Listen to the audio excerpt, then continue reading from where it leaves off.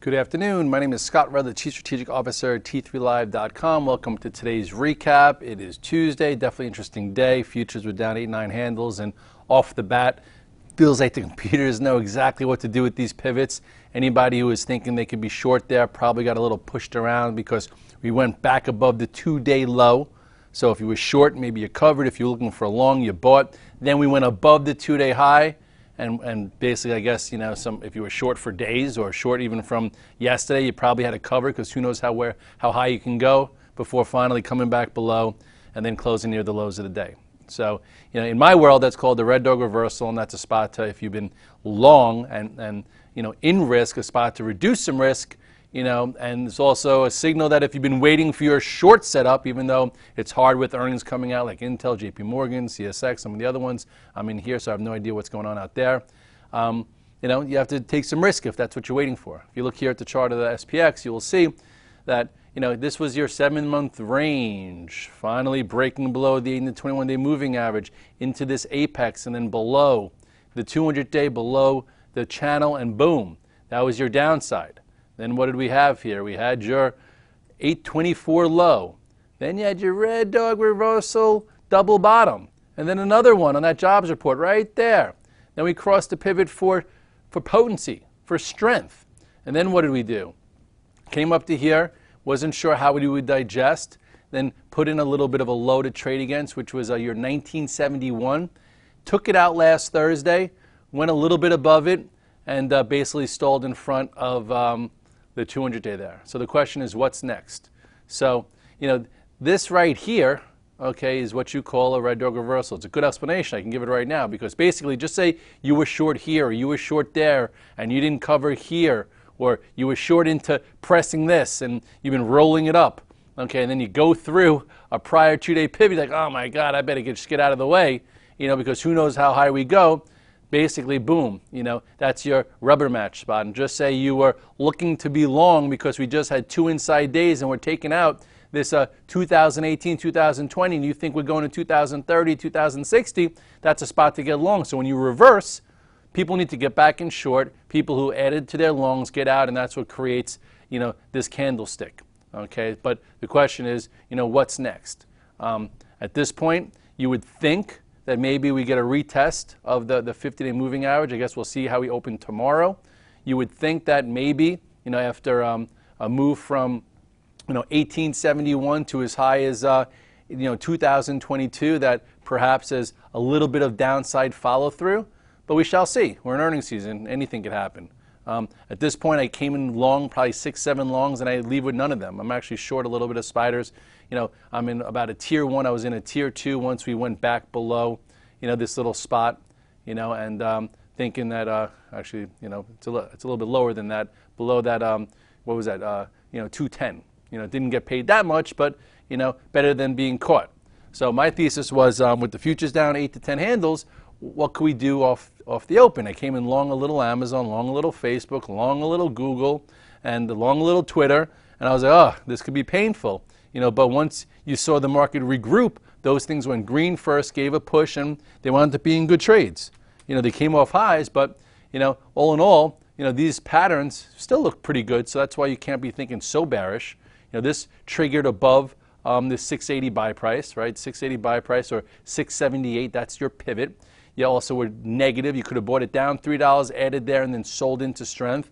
Look at the nice clean move you had here on the 5-minute chart of Google. Came in long, okay? Look how, if you identify pivots where people might be short against, you could get a fast, active trade. So here's where you opened up into yesterday's, support. Regrouped. You could have bought it through the pivot. I listed this price in my Scott Redler All Access note in my plan, which if you get it, it's really pretty cheap for the whole year. Take a look at it. It's on the front cover. And boom, that was your quick trade. So you buy in the whole, okay, you add here, and then you sell some strength, and then you hold some. I actually, did hold some, and then when it broke this, this small little channel here, I think I got flat. And this, if anything, looks like you could be long a little bit. This probably. Amazon kind of did the same thing. After it messed around a little bit, this had a really good chart. It too, if you look at pivots, okay, this one took a little bit longer to plan out. okay, you go to today's chart, okay, and basically if you actually go to the daily first so you know where the pivot came from, this would be your pivot. Didn't give you much of a trade, but it was something. Okay, right here was 550.82. That was your pivot. Okay, after a 3-day move, kind of hard to blast off through it, but it actually didn't fall apart. But if you were prepared on the 5-minute, it came in $4 or so, okay, into yesterday's what's it called, support. So if you look at where it broke out from yesterday, right here, okay, that's where it basically came into.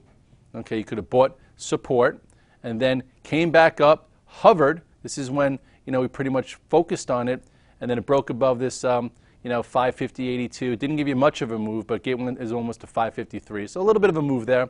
So at least you were able to trade out of it. If you took it home long because it went out strong, you were able to sit, maybe get out, get back in, and then get a push and make some money. So for me, this was okay. And then once it broke this spot here, that could have been your out, or when it recrossed back below a prior pivot, that could have been your out. Okay, Facebook was another one that I had overnight, and I liked a lot, and I still think the chart's fine, but I'm not long it overnight tonight because of this, it didn't close horrendous, but gave you a bit of a topping tail, into this resistance, and, could have been a spot to regroup a little bit considering where it came from 4 days ago, but we shall see. Your pivot here was 94.60. That was your pivot.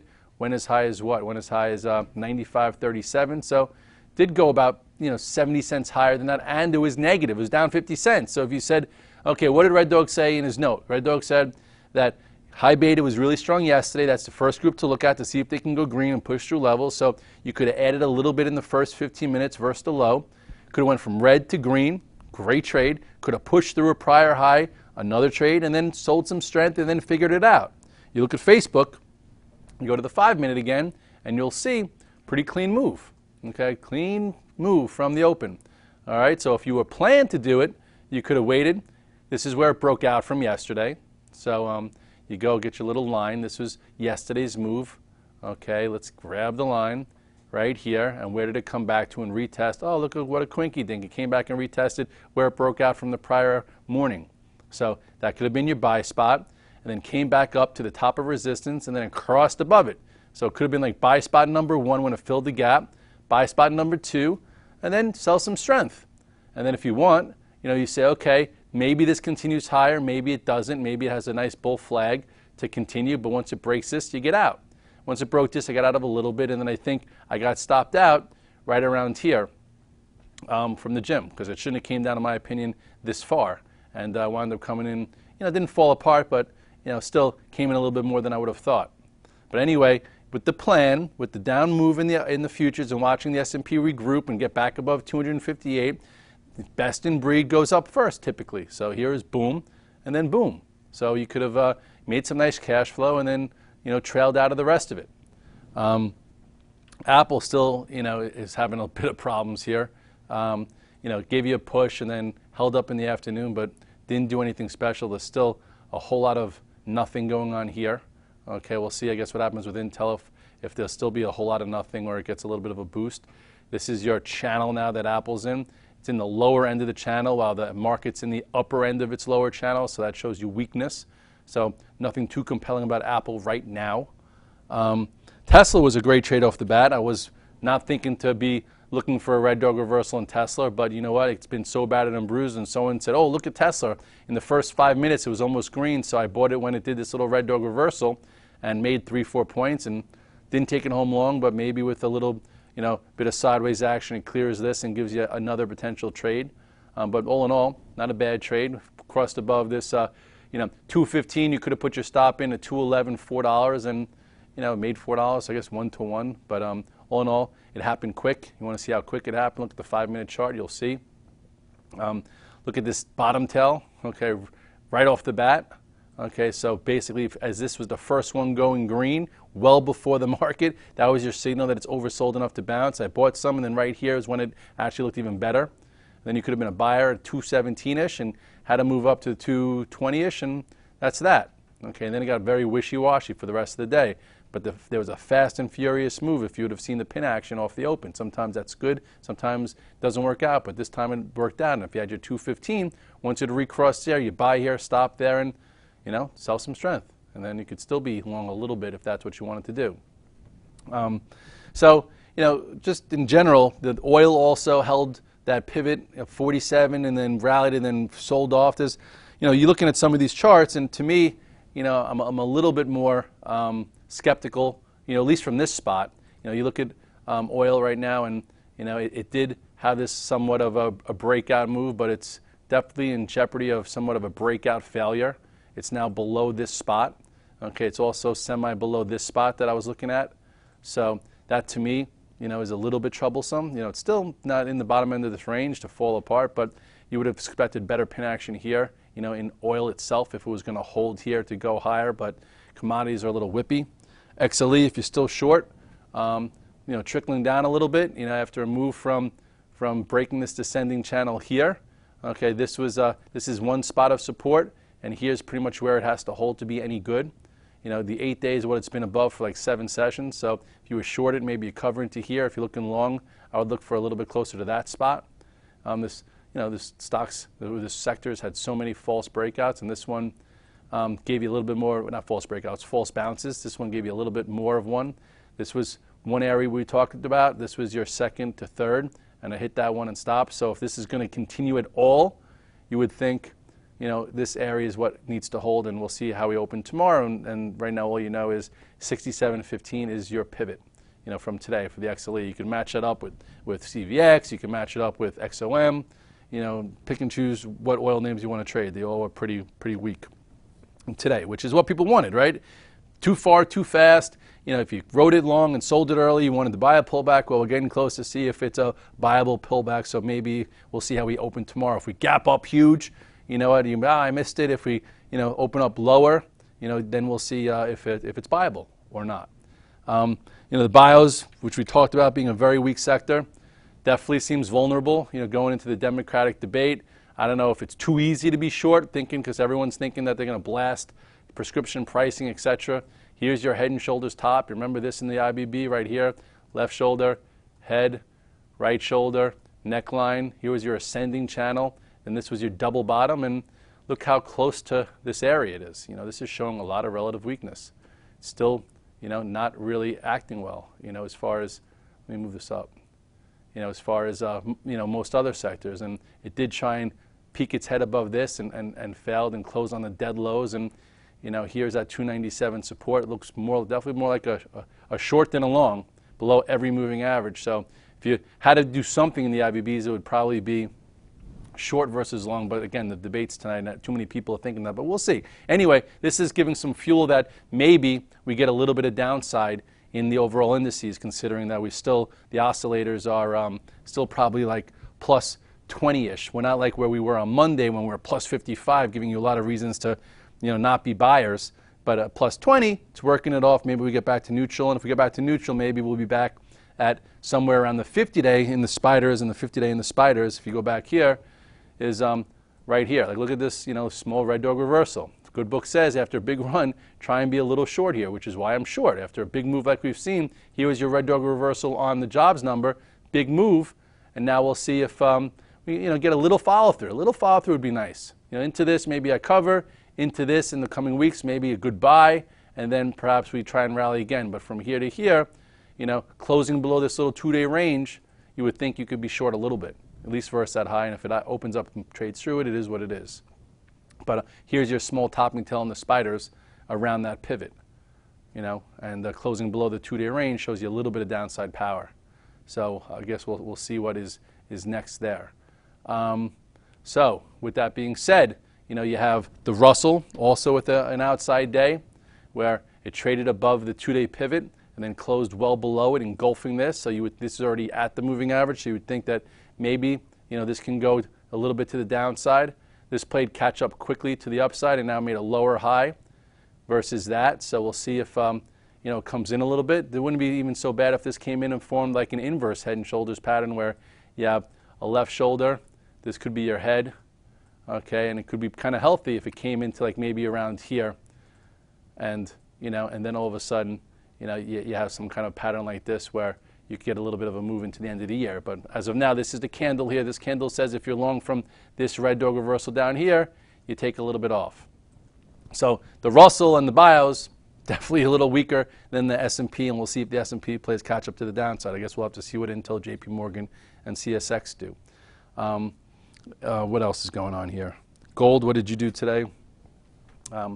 Gold, wow. Gold opened up down, engulfed it.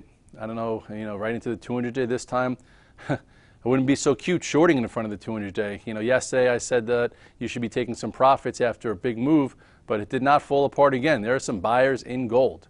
And maybe this time through the 200-day, perhaps you get a, more of a move like you saw. Where was that move? Here. Boom.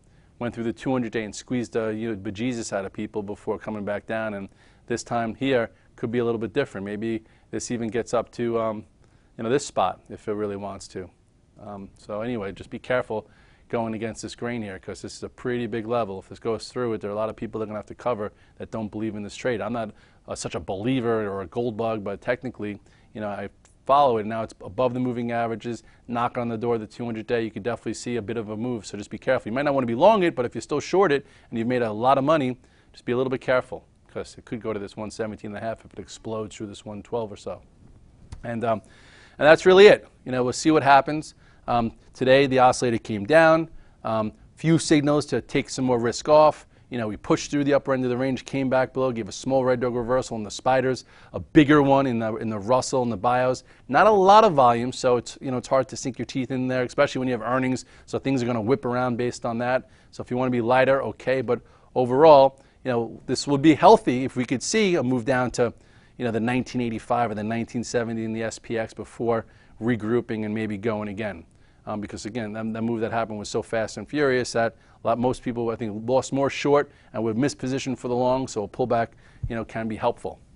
And that's it. A lot of trading action to have in front of you. If you're going home flat, that's cool too. Lots of nice cash flow trades today. Some people didn't take advantage of it because you came in too long, you didn't have a hedge, and you weren't able to see, and you were just trying to salvage the trade versus being opportunistic on the trade. So if you found yourself in that position, then you better be careful. Don't have too many longs or shorts, because then you're missing out on your intraday opportunities if mentally, you can't regroup as if you have nothing on for that next 30, 60, 90-minute trade in the morning where that seems like we have most of the action. So I'll be here tomorrow with Amelia. We'll go over JP Morgan's earnings, Intel's earnings. We'll see what we're trading. We'll see if we're gapping up, gapping down. We'll go over the key levels, and we'll keep trying to put it together, connecting the dots. So the plan is set, and then we wait to see which way the market confirms where it wants to go. Have a good night. Talk soon.